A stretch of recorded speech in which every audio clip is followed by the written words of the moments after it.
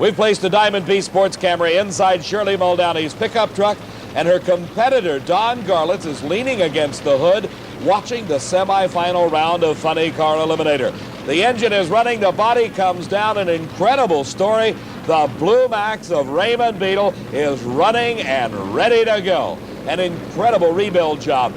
They stripped this car to the bare chassis. They put a new engine in, a new parachute on, new safety belts after that devastating fire in the previous round.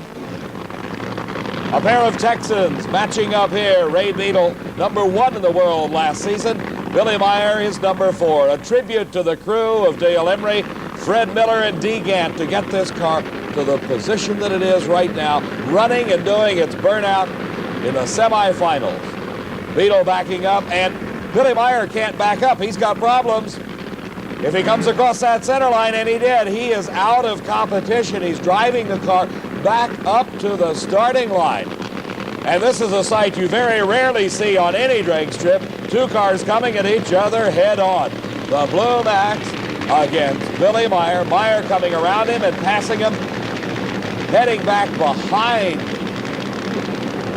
the starting line area. As Beadle's crew concentrating on their car, they know what happens when you cross the center line. You go out of racing. So it will be a single for Beadle as Billy Meyer, a very unhappy young man, tells his crew that something apparently went wrong with the reverser and he couldn't back up. Beadle on a very, very strong run. And there is low elapsed time of Funny Car Eliminations, 6.04 seconds, and that on a completely rebuilt car. His speed 227 miles an hour. Billy Meyer, stripping off his fire suit, heads back through the staging lanes. Well, even though you had already spent your arsenal of engines, you sure didn't take it easy. Low ET of the meet 604, Raymond. Well, we thought we'd run good. You know, we've been having trouble, Steve.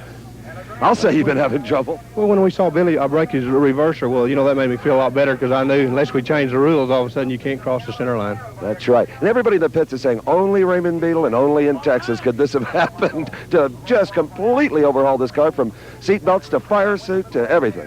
Well, like I said, I knew we run really good because when I ran, I blew the windshield in, so I knew I run really good. A broken windshield in the Blue Max. I'm sure you must have another windshield, too. Sure enough.